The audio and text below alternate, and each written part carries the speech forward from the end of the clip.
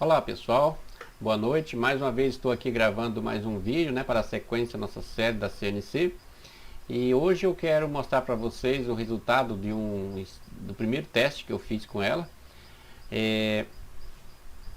Esse teste foi bastante preocupante porque eu não tinha ainda noção de como ajustar a velocidade ainda, e isso me preocupou porque essas fresas, inclusive a fresa que eu adquiri é uma fresa de 3 milímetros.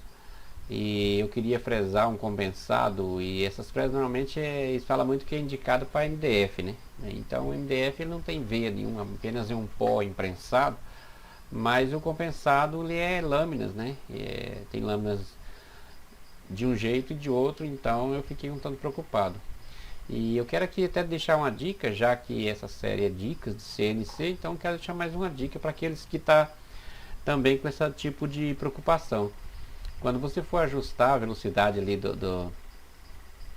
que vai movimentar a tupia para lá, para cá, no sentido X e Y, é bastante importante você pegar uma peça da qual, um pedaço de madeira ou aquilo que você quer fresar, e aciona a tupia, né? E aí você pega e desliza, já fresando ali com a própria mão ali, só para você ter uma ideia do peso que é para você puxar para um lado e para o outro, e para você ter uma noção do peso, da força, da velocidade que você pode puxar, e também no sentido de furando, né? Isso é muito importante porque daí você tem uma ideia de, de, quão, de quantas velocidades. E é importante também ressaltar que vai depender muito da rotação que você regulou a sua tupia. E justamente por falar nesse negócio de rotação, de velocidade da fresa, que ela vai quantos giros por minuto, nesse mesmo vídeo, depois que eu mostrar para vocês o resultado da máquina, ou seja, dela fresando, eu quero também falar um pouco sobre esse detalhe aí de controle de velocidade, que é um quesito bastante importante dependendo do material que você vai estar fresando, ou seja, está usinando. Bom pessoal, agora aqui eu estou mostrando para vocês o resultado da usinagem que ficou. Esse é meu primeiro teste, como já tinha dito. Como vocês podem ver, a qualidade da usinagem ficou perfeita e as medidas ficou também muito exatas. Só para vocês terem uma ideia, esse imã aqui ele é de 23 milímetros por 36 milímetros. Foi exatamente essas medidas que eu coloquei lá no SketchUp, e como vocês podem ver, ficou extremamente justo. Deixa eu ajustar o foco aqui. Ficou muito justo mesmo. Então ficou com zero de folga. E aqui também quero mostrar para vocês aqui, ficou um pouco meio granulado aqui, não sei se vocês dá para ver aí. Deixa eu regular aqui. Se vocês observar aqui, ó, repara que ficou um pouquinho granulado. Eu acho que é por causa que eu coloquei um pouco meio rápido, então pode ser isso, mas também tem que levar em consideração também que só está com um motor no eixo Y. Isso pode ser que acarretou esse problema. Essa peça aqui na verdade era para ficar com as quatro lados dessa espessura aqui, ou seja, meio centímetro. Só que na hora de eu colocar lá na máquina lá ficou, eu acabei zerando a máquina na hora que lá no SketchUp, quando você especifica o ponto zero da máquina, era para ter colocado o ponto zero no início do trabalho. Aí eu coloquei um pouco longe, e aí na hora de zerar a máquina eu coloquei como se fosse no início. Aí por isso que ficou deslocada a peça. E essa peça ela tem que dar, no caso aqui, ela tem que dar 12 centímetros, 12 por 12, e a peça, a madeira, o compensado que eu ia usinar, ele era de 12 centímetros de largura, então eu tinha que aproveitar o máximo possível, mas acabou que ficou deslocado. Mas isso aí não tem nada a ver com o defeito da máquina, não, foi burrice minha mesmo, eu que acabei colocando errado, zerando errado a máquina. Afinal de contas foi a primeira vez, então a gente dá algumas barbeiradas mesmo, isso é normal. E atendendo o pedido de alguns de um amigo que comentou nos meus vídeos que ele está pedindo, na verdade ele perguntou se eu faço essa plaquinha, que é aquela plaquinha controladora de velocidade, se eu faço para vender. Na verdade, pessoal, eu não tenho intenção de fazer essa plaquinha para vender, muito pelo contrário. Eu vou estar disponibilizando no comentário deste vídeo que você está assistindo agora aqui, justamente o esquema completo, e vou estar falando também neste vídeo todos os detalhes e peças que vocês podem estar substituindo naquele circuito, enfim. Vocês vão ter noção como é simples para montar uma plaquinha daquela. E vocês fiquem à vontade, se caso algum de vocês que entende de eletrônica queira melhorar, enfim. Eu particularmente eu vou aperfeiçoar aquela plaquinha lá, eu quero modificar umas coisinhas nela lá, que eu vou estar falando logo mais. Vamos agora mostrar então a máquina fresando.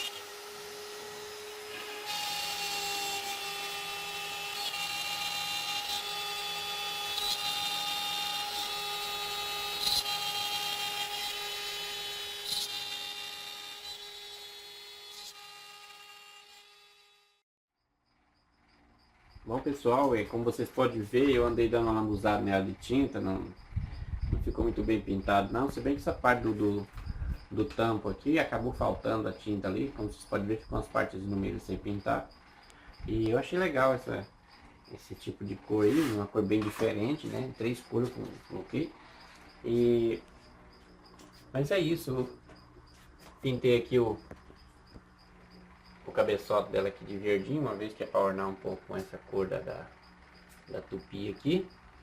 E é isso, ficou bastante legal.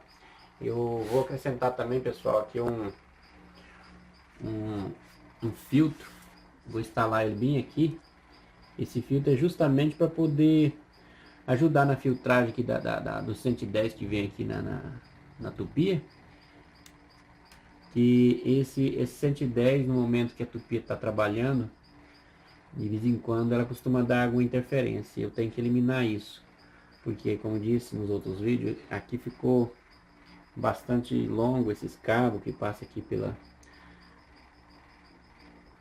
esteira e acaba dando essa pequena interferência. E eu vou também estar melhorando lá na plaquinha do Arduino, além daqueles capacitor que eu mostrei num vídeo anterior, eu vou acrescentar ali uma resistência, que é justamente a resistência ligando do pino de sensor de limite para os 5 volts, que é para reduzir a impedância.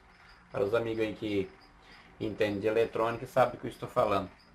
Porque a impedância ali é bastante alta e eu coloquei o capacitorzinho de 100 nanofarad e ajudou bem, melhorou quase 100%. Mas só que por via das dúvidas eu notei que de vez em quando ainda costuma causar alguma interferência. Aquele problema de entrar em exceção totalmente o Arduino, isso aí não aconteceu mais não. Mas a comutação de fim de curso às vezes acontece. A broquinha que eu estava falando, essa broquinha aqui, ó, como vocês podem ver, broquinha de 3 milímetros. E não sei se vocês estão vendo direito porque está meio escuro.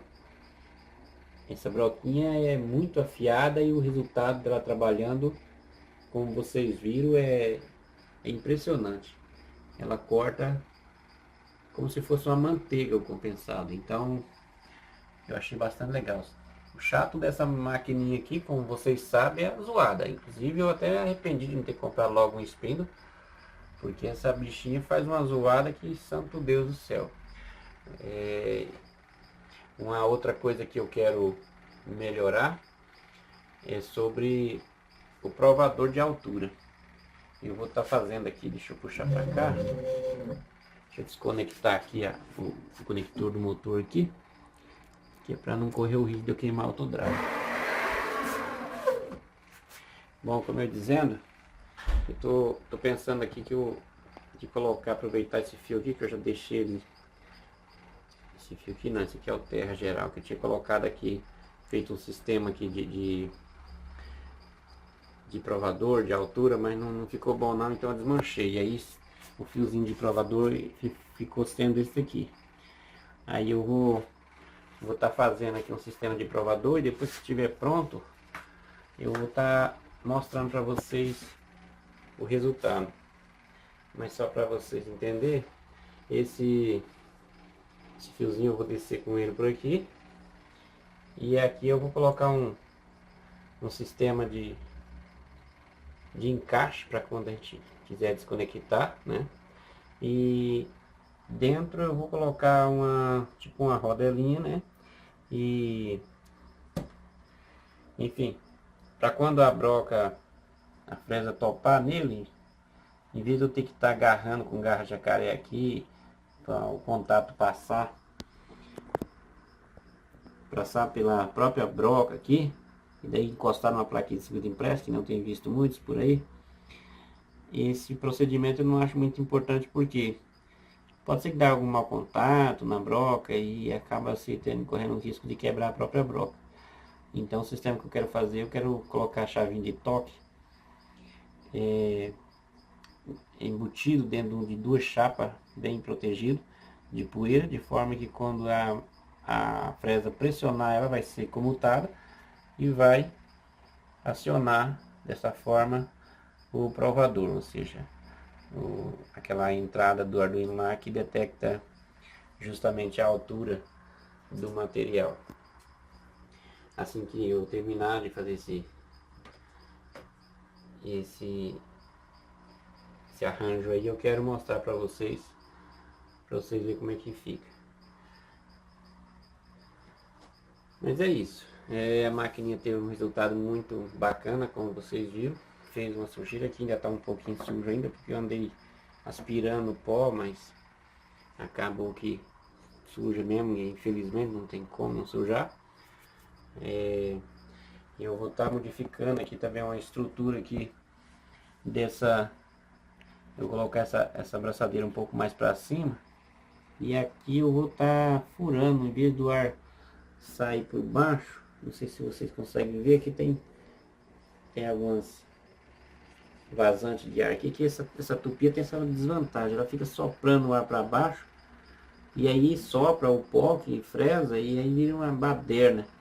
Então eu quero modificar isso. Eu quero pegar essa coisa aqui, pôr um pouco mais para cima e furar aqui com broca 3/8 e tampar essas partes de baixo aqui para poder o ar sair no sentido horizontal aqui.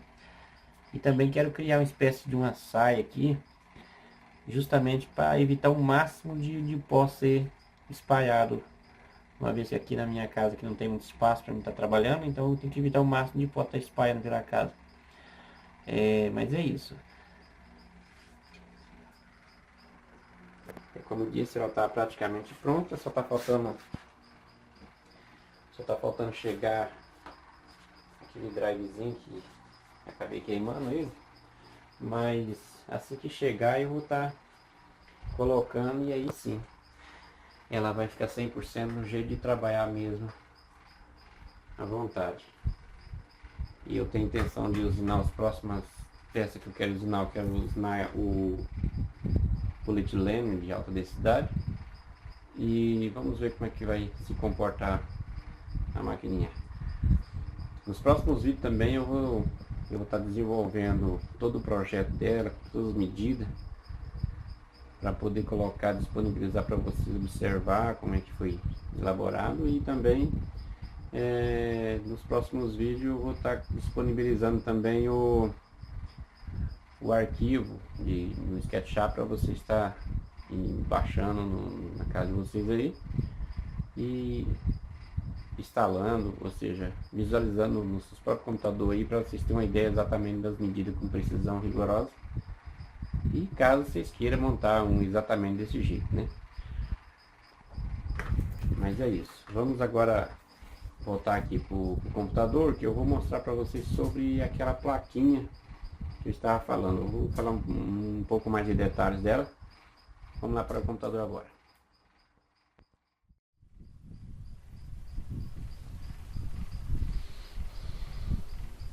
Bom pessoal, para vocês aqui que tem interesse em montar essa placa, e também para sanar a dúvida de muitas pessoas que às vezes estão se perguntando, mas como é que exatamente funciona essa placa? É bastante simples. Como vocês podem observar aqui, ó, trata-se de, aqui é onde vai o potenciômetro, já tinha falado isso no primeiro vídeo, mas agora eu vou detalhar um pouco mais. Bom, esse aqui é o funcionamento de esse bloco aqui, ó, dessa parte aqui, é justamente um dimmer de potência como qualquer outro dimmer. Vocês aí que entendem da parte de eletrônica vai estar entendendo isso que eu estou dizendo. Ou seja, esse componente aqui é também chamado de triac ou TIC, né? Ele é um componente bastante sensível. Quando você joga uma pequenina carga aqui no gatilho dele, ele simplesmente conduz a tensão alternada, tanto de um lado para o outro. Esse componente é ótimo para trabalhar com tensão alternada. Então, o que eu fiz aqui? Eu coloquei esse fotoacoplador justamente porque o fotoacoplador ele isola eletricamente totalmente aqui, como vocês podem ver, ou seja, não tem nenhum contato elétrico com a parte de alta voltagem, ou seja, alta voltagem sim, por assim dizer, né? Porque na verdade o que se diz alta voltagem aqui na verdade é só 110 ou 220 volts, conforme o caso da sua tupi aí. Enfim, aqui é onde isso aqui são conectores que eu coloquei na plaquinha lá.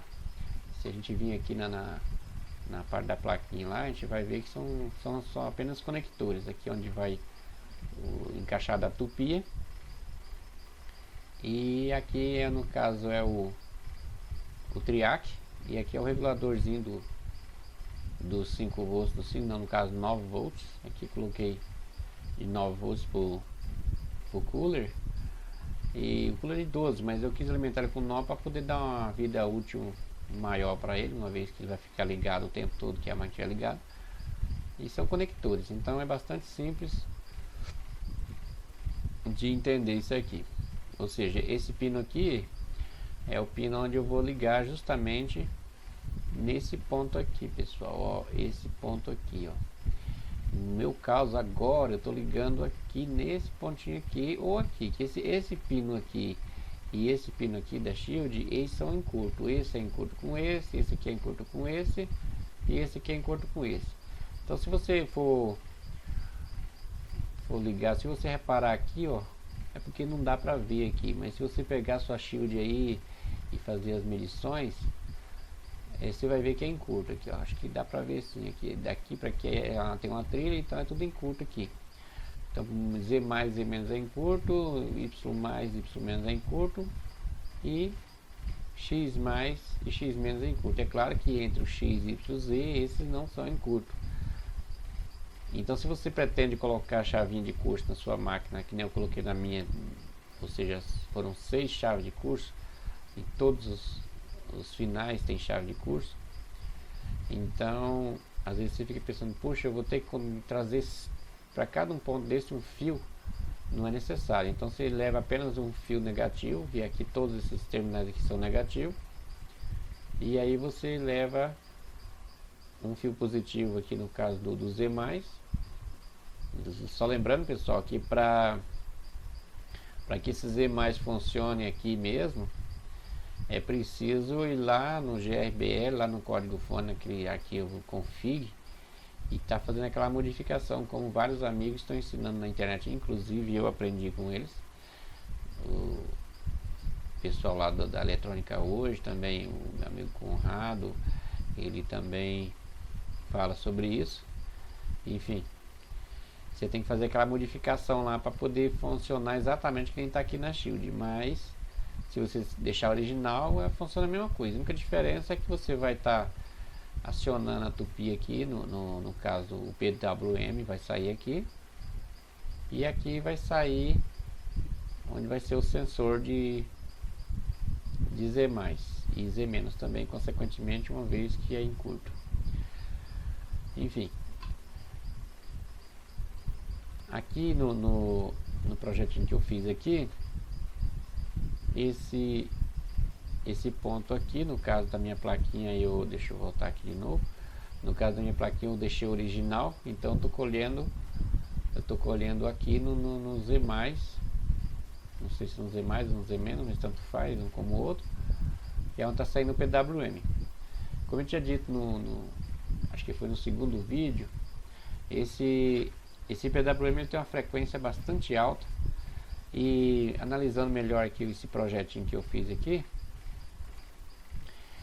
eu vou acabar fazendo essa modificação. Eu vou simplesmente pegar essa uma resistência aqui e vou ligar ela direto aqui, e pegar o fotoacoplador aqui e ligar direto na resistência aqui, ó. Deixa eu até fazer uma simulação aqui para vocês entenderem como é que eu estou pensando em fazer essa modificação aqui, que eu acho que daí pode ser que funcione. Eu vou estar curto-circuitando aqui, então vai estar essa resistência vai estar vindo direto, e aqui eu vou estar colocando uma outra resistência aqui, daqui para esse pino aqui do triac, dessa forma.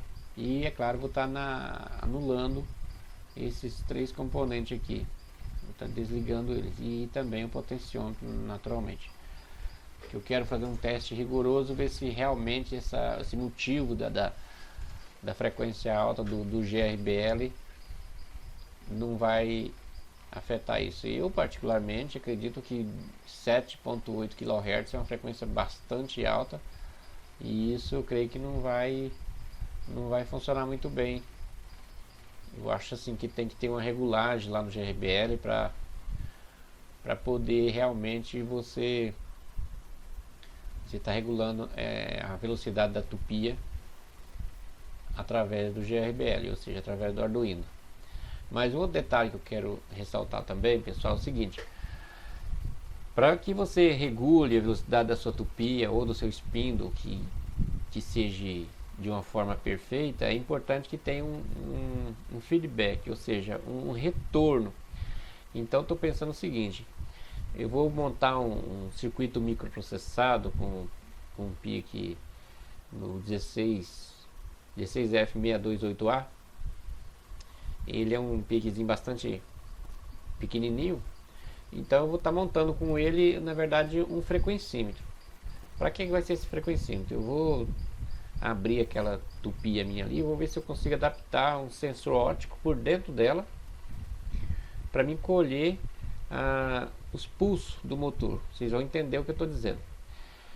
Porque veja bem, você vai lá e regula a velocidade da tupia. Beleza, ela está sem carga, se controlar a velocidade, por exemplo, de acordo com a zoada que você ouviu, você julga que tá bom. Porque você não vai ter noção de quantos 1000 RPM está girando. Essa tupiazinha que eu tenho, ela diz o fabricante que ela gira a 30.000 RPM. Eu não tenho aqui um tacômetro para mim checar se realmente dá isso. Eu acho um pouco difícil dar essa velocidade, mas diz que dá, então deve dar. Enfim, mas vamos supor, você vai lá no sistema lá e a regula, né? Ou seja, no meu caso aqui, eu vou aqui no potenciômetro aqui e regulo a velocidade da tupia. Beleza, é importante tudo, você dá mais vida útil para as escovas, só que tem um problema. Ou seja, tem um problema bastante peculiar, que é a estabilidade dessa velocidade no momento que você põe a peso para poder fresar. Imagina você regula aí, vamos supor, na faixa de... Isso é baseando pelo ouvido, né? Uma vez que você não vai ter um frequencímetro, ou seja, um tacômetro, para você saber exatamente a que velocidade está girando a sua tupia. Aí você regula ela sem carga. Quando ela começa a fresar madeira, essa velocidade cai muito, e dependendo do tanto que cai, você pode até quebrando a broca, porque a máquina, se você programa ela para poder ela fresar em uma certa velocidade, ela vai manter aquela velocidade, ou seja, o GRB ela vai estar mandando os pulsos para o motor de passo, e aí o que acontece? Essa velocidade vai ser constante, mas só que a tupia ela vai apanhar de acordo com a situação da madeira que você está fresando, ou o material que você está fresando, ela vai apanhar muito. Isso vai fazer com que a rotação vai diminuir bastante. E isso acontecendo, naturalmente vai pesar mais para a broca. Isso pode acarretar na quebra da broca. Então o que eu estou pensando em fazer é o seguinte, como eu ia dizendo, colocar um sensor óptico. Por que tem que ser sensor óptico? Justamente para não ter esse problema de estar gastando, né? Então arranja um sensorzinho óptico, e de forma que coloca dentro do motor, e o motor vai estar provocando cada volta, aquilo dele vai estar cortando esse sensor óptico, e vai estar enviando esses pulsos para essa plaquinha que eu vou projetar. E assim que eu projetar ela e montar e funcionar, eu certamente vou disponibilizar também o projeto dela para vocês estar montando. Vocês vão ver que vai ser bastante interessante, que daí sim, aí você vai e a regula, por exemplo, vai ter um visorzinho para mostrar quantos 1000 RPM tá o motor de fato, né? Ou seja, é 100% real, não é aquele negócio de mais ou menos. Você vai regular lá em 5000 RPM, você vai cortar, por exemplo, uma madeira que seja que você pode trabalhar com 5000 RPM, você vai regular 5000 RPM, ela sem carga, e aí quando ela começar a fresar, essa tensão, essa velocidade vai querer cair. Quando cair, por exemplo, para 4.999 RPM, a plaquinha com processador 628A, ele vai detectar essa diferença e vai mandar mais energia para essa tupia, de forma para ela recuperar os 5000. Ou seja, independente da carga que tiver, ela sempre vai manter em 5000 RPM. Isso é importante, porque daí sim, se você vai cortar um material que precisa de uma baixa rotação para não estar queimando a broca, coisa do gênero, aí você regula, por exemplo, aí em 3000 RPM, ou se você quer também trabalhar numa velocidade bastante alta. E é claro que é importante ressaltar que, vamos supor, sua tupia dá 30.000 RPM. E aí você vai, eu quero cortar com um pouco mais de pressa, então eu vou regular para 30.000. Aí o que acontece? Você deixou a máquina no limite, ou seja, a máquina que eu digo é a tupia, né? Você deixou a tupia no limite, ela não tem condição de, quando perder a velocidade, ela receber mais energia, porque ela já está dando os 30.000 RPM com 110 volts ou 220, conforme o caso. Então o que acontece? Você quer trabalhar de uma forma que tem estabilidade na rotação, então você regula ela para 20.000 RPM. Isso tudo que eu estou dizendo é quando tiver pronto, claro, esse sistema de estabilizador de velocidade. é muito importante, é tipo aquelas fontes, né? Uma fonte regulada, fonte de voltagem regular, que ela tem esse retorno, né? Do inglês chamado de feedback. Ela tem um retorno que pega uma amostra da tensão lá do final e injeta de novo no regulador, de forma que qualquer tanto que baixar essa tensão na saída, o regulador vai estar recuperando essa tensão de forma que fica cravado os 12 volts ou os 9, enfim. E se for uma tensão regulada, você vai lá e regula. Inclusive eu tenho uma fontezinha aqui dessa forma, que eu vou até mostrar para vocês aqui. Fiz ela numa caixinha meio improvisada aqui, que é essa caixa aqui. Então isso aqui é o seguinte, eu regulo aqui nessa regulagem aqui, a voltagem que ela marca aqui, ela fica cravada, ou seja, se eu regulo para 12 volts, ela fica cravada em 12 volts. Até, claro, até superar a amperagem que o transformador que tem aqui dentro suporta naturalmente.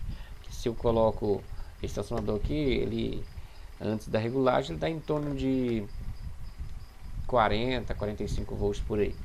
Então o máximo que ele vai aqui que eu coloquei é 37 volts mais ou menos. Então essa fonte aqui ela regula desde 2 volts e meio até essa voltagem de 37 volts. Então o que eu quero dizer, por que eu estou mostrando essa fonte?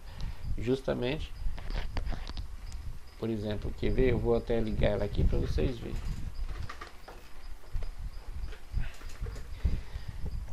Olha só, aqui ela está no caso com 4 volts, 6.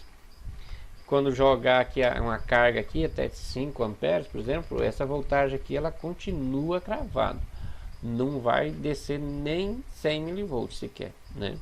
Então o que acontece? O mesmo princípio de funcionamento de estabilização de voltagem eu quero fazer para estabilizar a velocidade da tupia e do espindo também, se caso alguém tem uma máquina com espindo. Inclusive existe já pronto para comprar, né, esses reguladores para espindo profissional, é claro que ele já tem esse retorno. Então vai ser desse jeito, ou seja, quando girar o potenciômetro, no caso aquele que eu coloquei na máquina, imagina que isso aqui fosse pro lado de cá do ponto fosse 1000 RPM. Então, quando eu regular aqui, por exemplo, em 5.800 RPM, só num exemplo, né? Claro, ele vai ficar cravado em 5.800 RPM. Então, é desse jeito. Ou seja,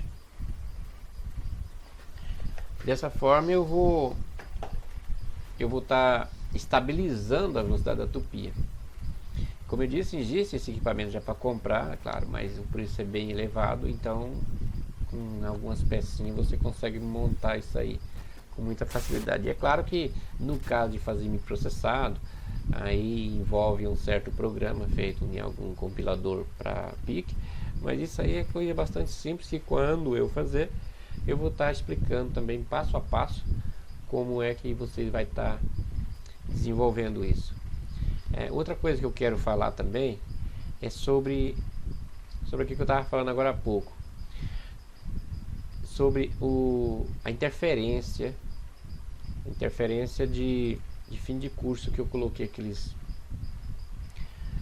capacitores para evitar, para melhorar, e melhorou bastante, sim, claro, eliminou praticamente 100%, mas eu notei que ainda continua de vez em quando dando lá no Universal Serial, Universal G-Code Sender, ele acusa como se tivesse comutado a chavinha de fim de curso.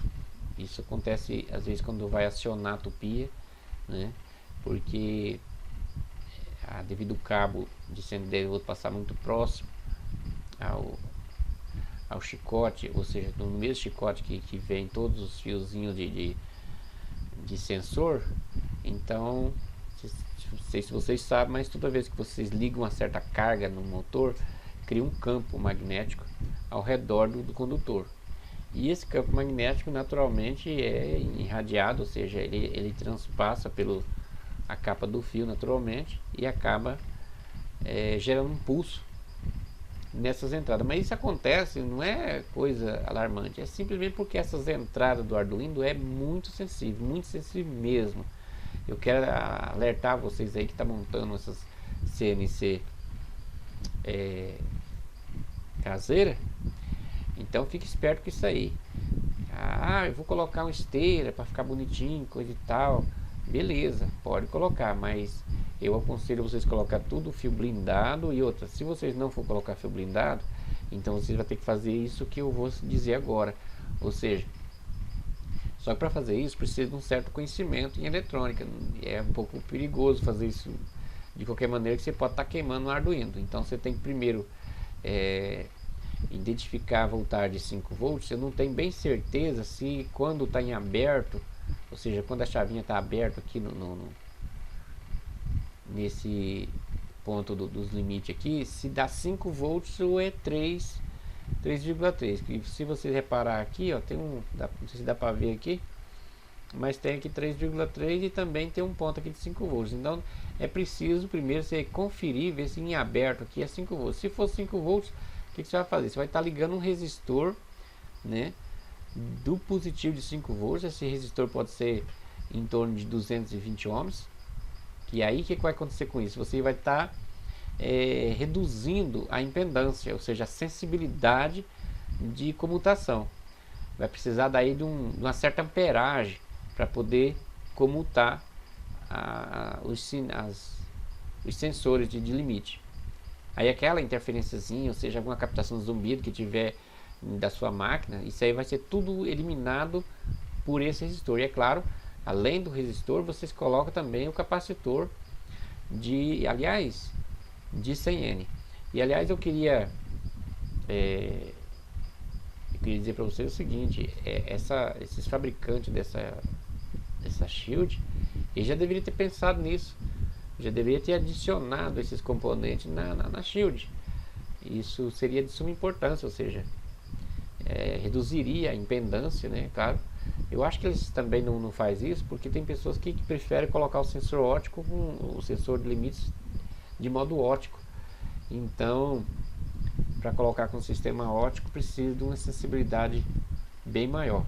Só que eu sinceramente eu não aconselho colocar óptico, porque, como eu disse, para colocar óptico você vai ter que colocar todos os cabos blindados. E é claro, aí você vai ter que estar levando os 5 volts lá também, porque o sensor óptico precisa de uma alimentação, enfim. Então é isso, pessoal. Quando vocês for colocar essa chave de limite aí, que for fazer no chicotinho, ou for colocar esteira, que nem eu coloquei na minha máquina, vocês fiquem atentos nesse detalhe aí das interferências.